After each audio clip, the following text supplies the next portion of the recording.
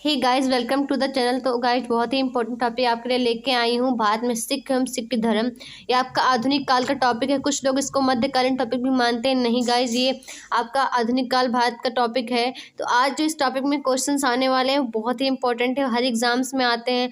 मैं आपको यहाँ बताऊँगी कि सिख क्या थे, सिख धर्म की स्थापना क्या थी, कैसी हुई, इसका प्रचार प्रसार कैसे हुआ, इनमें आने गुरुओं का पद कैसी, पदवी कैसे मिली, या फिर उन्होंने किस कष्ट को पार करते हुए अपने पदवी को धारण किया और संघर्षों से लड़ते हुए इस गुरु पद की लाज रखी। तो आपको हर एक चीज़ बताऊंगी, मैंने यहाँ पे कोई चीज़ छोड़ी नहीं है। तो आप वीडियो में अंत तक बने रहिएगा।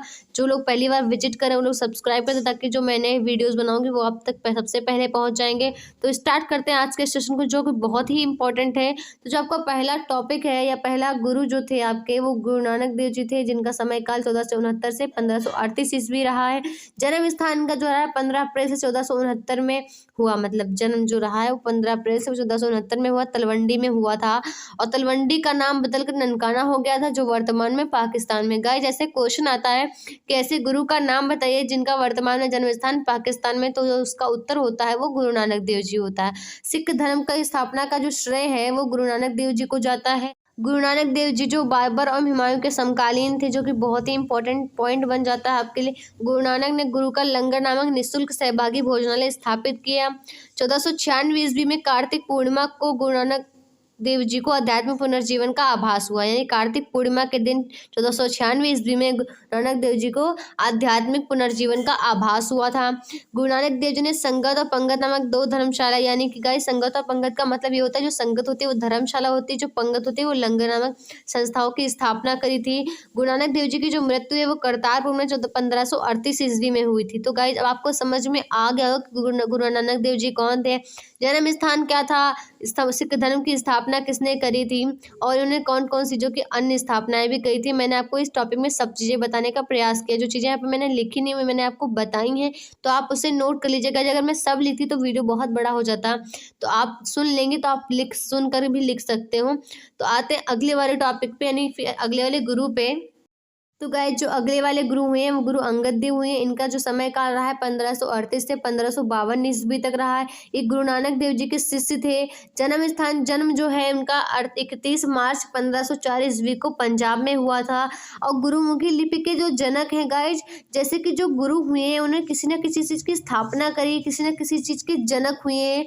तो गुरुमुखी लिपि के जनक गुरु अंगद देव हैं। ये आपके लिए इंपॉर्टेंट या नोट पॉइंट बन जाते हैं, जैसे कि इस वाले पॉइंट में और इस वाले पॉइंट में। गुरुमुखी लिपि के जनक कौन है? गुरु अंगद देव हैं। लंगर प्रथा भी मतलब शुरुआत गुरु नानक देव ने कही थी। और प्रसार यानी कि यहाँ पे आप ऐसे समझ सकते हो, प्रचार और प्रसार भी इन्होंने किया था गुरु अंगद देव ने। तो स्थापना यहाँ पे शुरुआत की, ऐसा आप नहीं मान सकते हो। यहाँ पे लंगर प्रथा की शुरुआत को आगे बढ़ाया, आप ऐसे लिख सकते हो, बढ़ाया था। ठीक है गाइज, प्रचार प्रसार किया, आपके लिए पॉइंट बन जाता है। लोग इनको लहिड़ा जी के नाम से भी जानते थे। जो गुरु अंगद देव थे, लोग इनको लहिड़ा जी के नाम से भी जानते थे, जो कि बहुत ही इंपॉर्टेंट है गाइज। जो चीज़ें मैंने गुरु अंगद देव जी में बताई है वो आप नोट कर लीजिएगा, आपके बहुत अच्छे नोट्स बन जाएंगे गाइज। अगर आपको मेरा समझाना अच्छा लग रहा है, आपको समझ में आ रहा है, थोड़ा भी आ रहा है, तो आप लाइक करके कॉमेंट सेक्शन में जरूर बताइएगा। और जो भी आपको चीज़ें नहीं समझ आ रही हैं, आप मुझसे कॉमेंट सेक्शन में पूछ सकते हो। फिर बात करते हैं अगले वाले गुरु की, गुरु अमरदास। गाइज, इनका जो समय काल रहा है वो 1552 से 1574 ईस्वी तक रहा है। धर्म प्रसार है तो 22 गद्दियों की स्थापना करी। आपके लिए इंपॉर्टेंट पॉइंट बन जाता है गाइज, जैसा कि मैंने यहाँ पे मेंशन किया हुआ इंपॉर्टेंट। यह तीसरे गुरु थे। जो पहले गुरु थे गुरु नानक देव जी, दूसरे गुरु थे जो हमारे ये गुरु अंगद देव थे, जो तीसरे गुरु थे वो गुरु अमरदास जी थे। ये अकबर के समकालीन थे। गाइज, यहाँ पे बहुत ही इंटरेस्टिंग चीज़ आगे आने वाली, जो आप अगर ध्यान से समझेंगे तो ही आपको समझ में आएगी। ये अकबर के समकालीन थे।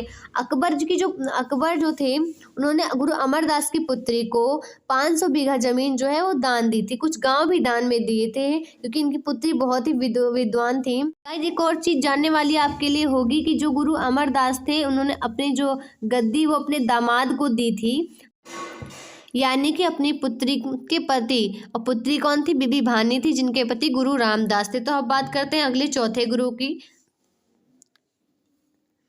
तो गाइस, जो चौथे गुरु थे वो गुरु रामदास थे, जो कि अमरदास के दामाद थे। 1574 से 1581 ईस्वी तक इनका समय काल रहा है। सिखों के चौथे गुरु थे गुरु रामदास। ये अमरदास के दामाद थे, जैसा कि मैंने आपको पहले ही बताया, और बीबी भानी के पति थे। अकबर ने जो 500 बीघा जमीन बीबी भानी को दान में दी थी, उस पर गुरु रामदास ने अमृतसर नामक जलाशय खुदवाया और अमृतसर नगर की स्थापना की। गाइस, आपके लिए इंपॉर्टेंट पॉइंट ये बन जाता है कि अमृतसर नामक नगर की स्थापना किसने की थी? गुरु रामदास ने की थी, जो कि बहुत ही इंपॉर्टेंट पॉइंट बन जाता है आपके लिए एग्जाम के पॉइंट ऑफ व्यू से, आपके जनरल नॉलेज के पॉइंट ऑफ व्यू से भी इंपॉर्टेंट बन जाता है। तो गाइस, इन्होंने अपने तीसरे पुत्र अर्जुन को गुरु का पद सौंपा। इन्होंने गुरु पद को पैतृक बनाया, यानी कि जो पहले गुरु हुए उन्होंने गुरु पद को पैतृक नहीं बनाया, या अपने शिष्यों में भी किसी को गुरु का पद प्रदान किया, लेकिन जो गुरु रामदास थे उन्होंने अपने तीसरे पुत्र को गुरु का पद सौंपा, तो इसलिए गुरु पद को पैतृक बनाया। तो आशा करती हूँ कि आपको ये सेशन पसंद आ रहा होगा। मैं अपनी तरफ से पूरा 100% दे रही हूँ, समझाने का प्रयास भी अच्छे से कर रही हूँ, बस डिपेंड नहीं करता आप कैसे समझते हो। गाइस, जो सिखों के 5वें गुरु हुए वो थे किसके पुत्र? गुरु रामदास के पुत्र थे, जो 5वें गुरु कहलाए, और ये 1581 से 1606 ईस्वी तक इनका समय काल रहा। इन्होंने सिखों के धार्मिक ग्रंथ आदि ग्रंथ की रचना की। क्या की? सिखों के धार्मिक ग्रंथ आदि ग्रंथ की रचना की गुरु अर्जुन देव ने। बहुत ही इंपॉर्टेंट है आपके लिए।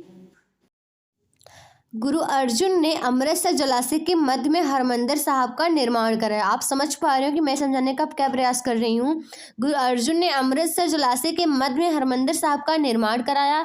स्वर्ण मंदिर की नींव डाली, यानी गोल्डन टेम्पल की नींव डाली। जो अमृतसर में स्वर्ण मंदिर हमारा स्थित है उसकी नींव डाली थी किसने? गुरु अर्जुन देव ने। राजकुमार खुसरो की सहायता करने के कारण, जो राजकुमार खुसरो थे जहांगीर के पुत्र, राजकुमार खुसरो की सहायता करने के कारण जहांगीर ने 1606 ईस्वी में गुरु अर्जुन को मरवा दिया था। तो गाइस, ऐसा करती हूँ कि आपको गुरु अर्जुन देव समझ आ गया होगा ये वाला टॉपिक। तो अब बात करते हैं आगे वाले टॉपिक की, यानी जो हमारे अगले वाले गुरु हुए हैं, गुरु हरगोविंद। कौन हुए हैं? गुरु हरगोविंद। इनका समय काल जो रहा है वो 1606 से 1645 ईस्वी तक रहा है। सिखों के छठे गुरु हरगोविंद हुए। कौन हुए? हरगोविंद हुए, गुरु हरगोविंद। इन्होंने सिखों को सैन्य संगठन का रूप दिया। इसका एक पॉइंट इसलिए बन जाता है, जब गुरु अर्जुन देव को जहांगीर ने मरवा दिया था तो शायद उससे ही आक्रोशित होकर के उन्होंने कुछ ऐसा सोचा कि जो गुरु हैं वो सैन्य संगठन से मजबूत होने चाहिए। पॉइंट ये बन जाता है कहीं ना कहीं, अगर आप इसका सेंस लगाओ तो। इन्होंने सिखों को सैन्य संगठन का रूप दिया। इन्होंने अमृतसर की किलेबंदी करी, मतलब अमृतसर को और मजबूत बनाया भी। फिर गाइस, अकाल तख्त या ईश्वर के सिंहासन का निर्माण करवाया। जो गुरु हरगोविंद थे उन्होंने अकाल तख्त या ईश्वर के सिंहासन का निर्माण करवाया।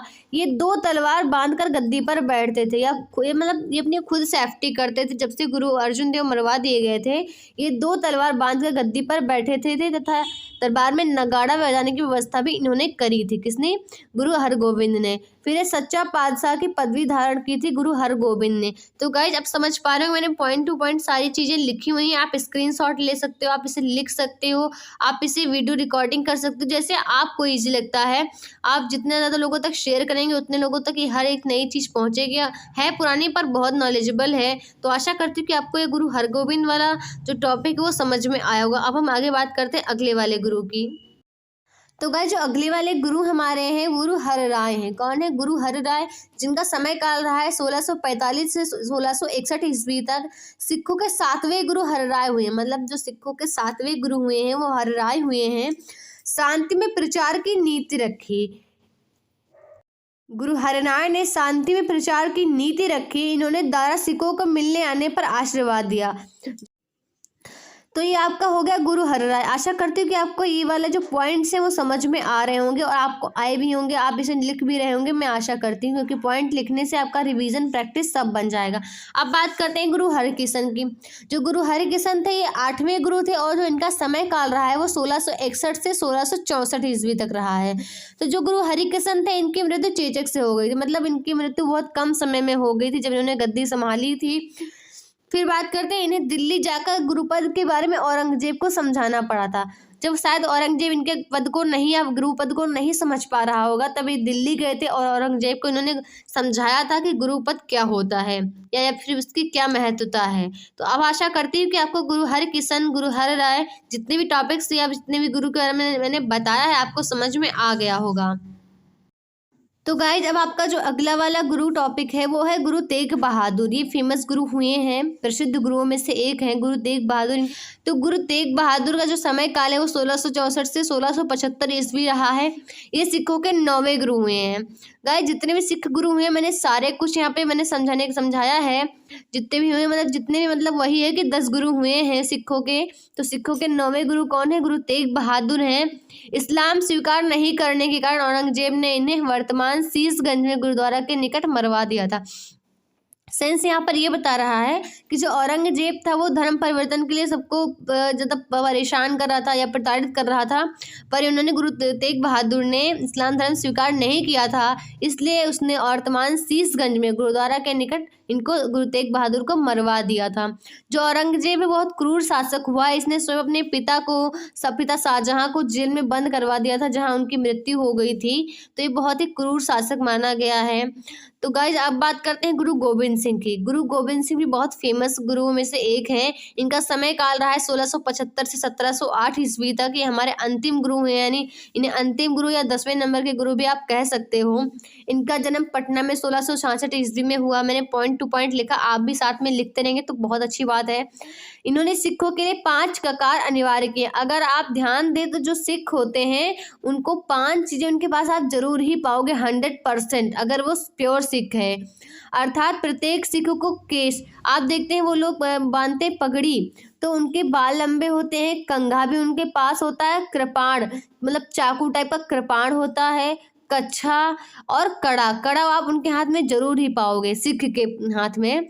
तो ये 5 चीज़ें जो बहुत ही इम्पोर्टेंट हैं उन्होंने जो सिखों के लिए अनिवार्य करी थी, और सभी लोगों को अपने नाम के अंत में सिंह शब्द जोड़ने का लिए कहा था। गुरु गोविंद सिंह का निवास स्थान आनंदपुर साहिब था एवं कार्यस्थली पाओता थी। जो ये निवास स्थान था वो आनंदपुर साहिब था और जो कार्य जहाँ पे होते थे वो पाओता था। गाइस, ये बहुत ही इम्पोर्टेंट चीज आपको बता रही हूँ, आप नोट कर लीजिएगा। 1699 ईस्वी में वैसाखी के दिन गुरु गोविंद सिंह ने खालसा पंथ की स्थापना की थी। गाइस, आप जानते हैं कि सिखों में वैसाखी का दिन पर्व के रूप में मनाया जाता है। और गुरु गोविंद सिंह ने सीखे उनकी हत्या 1708 ईस्वी में नांदेड़ नामक स्थान पर गुलखान नामक पठान ने कर दी थी। यानी गुरु गोविंद सिंह की जो हत्या थी वो गुलखान नामक पठान ने की थी।